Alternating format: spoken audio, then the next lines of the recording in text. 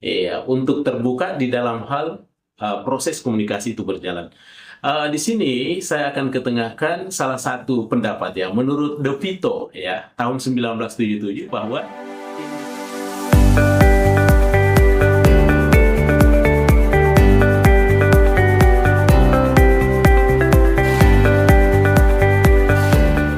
Bismillahirrahmanirrahim. Assalamualaikum warahmatullahi wabarakatuh. Alhamdulillahirrabbilalamin. Tentunya kita senantiasa bersyukur kepada Allah Subhanahu wa taala yang selalu memberikan kita kenikmatan yang tidak pernah terhenti. Hampir setiap detakan waktu selalu kita nikmati pemberian-pemberian yang Maha Kuasa itu. Baik hadirin sekalian dimanapun berada, kita kembali ke salah satu channel YouTube kita yang kerap kali kita nonton bersama, yang tentunya selalu berbicara tentang nuansa-nuansa komunikasi, yaitu Mr. Koronis, komunikasi romantis dan humanis. Baik para pemirsa sekalian, pada kesempatan ini tentunya kita lagi bersua bersama secara online ya, tentu melalui salah satu channel YouTube kita ini. Hari ini para pemirsa sekalian, tentunya kita berbicara satu lagi tajuk yang terkait dengan persoalan-persoalan komunikasi yang kami beri judul yaitu komunikasi keterbukaan.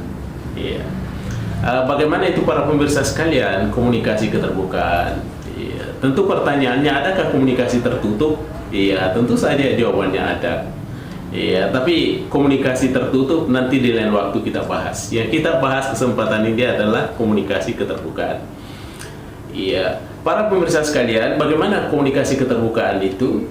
Ya, komunikasi keterbukaan tentunya adalah ada sebuah kesadaran yang dibangun secara bersama dari pihak komunikator kepada pihak komunikan dengan unsur-unsur keterbukaan. Ada keterbukaan, ada kesiapan-kesiapan untuk itu. Untuk terbuka di dalam hal proses komunikasi itu berjalan. Di sini saya akan ketengahkan salah satu pendapat ya, menurut De Vito ya, tahun 1977 bahwa indikator keterbukaan itu dia tandai dengan 5 hal ya, keterbukaan diri itu. Yang pertama para pemirsa sekalian, ketika kita melakukan proses komunikasi keterbukaan, maka yang pertama adalah bagaimana agar kita punya kesediaan untuk mengungkapkan identitas diri.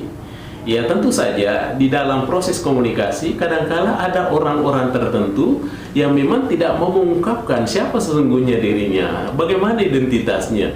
Ya, tentu saja kalau dia menganut komunikasi keterbukaan, maka indikatornya ada 5 ini. Itu yang pertama, kesediaan mengungkapkan identitas diri.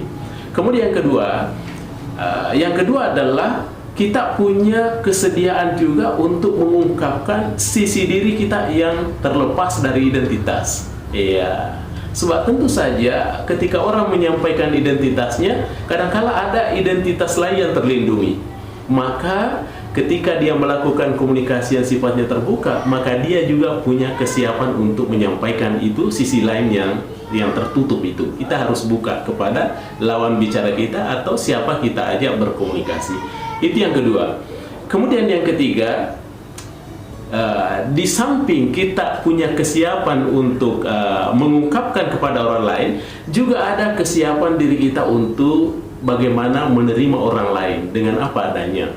Ya, tentu saja kita tidak boleh memberikan sebuah kritikan-kritikan kepada lawan bicara kita, karena konsep yang kita anut sekarang adalah komunikasi keterbukaan. Ya, sedangkan yang keempat itu adalah kita punya kesediaan untuk mendengarkan ya, atau memahami masalah pribadi seseorang. Kita tidak boleh jenuh dengan itu. Kita tidak boleh bosan mendengarkan curhatan atau keluh kesah teman itu, ya. Karena ini adalah konsekuensi daripada komunikasi keterbukaan. Itu indikator yang keempat. Dan yang terakhir, indikator yang terakhir itu adalah bagaimana kita punya tingkat keluasan berkomunikasi itu diukur ya, luas sempitnya apa jenis topik yang dikomunikasikan. Bagaimana komunikasi yang kita jalankan, apakah komunikasi yang sifatnya luas sehingga perlu keterbukaan secara luas, atau sifatnya memang komunikasi yang sifatnya tergolong masih sempit, atau kategori yang skopnya kecil, maka tentu keterbukaan itu adalah keterbukaan yang kecil. Tentu saja di dalam berkomunikasi tergantung dari luas sempitnya ya proses komunikasi kita. Artinya janganlah dibuka lebar ya persoalan-persoalan komunikasi ketika kita hanya bicara persoalan-persoalan yang sifatnya kecil.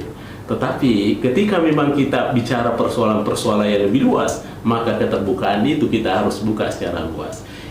Saya pikir pemirsa sekalian, itulah intinya 5 hal yang perlu kita cermati khususnya di dalam melakoni proses yang namanya komunikasi keterbukaan. Mudah-mudahan tentunya ada manfaatnya kepada pemirsa sekalian. Demikian, terima kasih. Mr. Koronis mengundurkan diri. Assalamualaikum warahmatullahi wabarakatuh.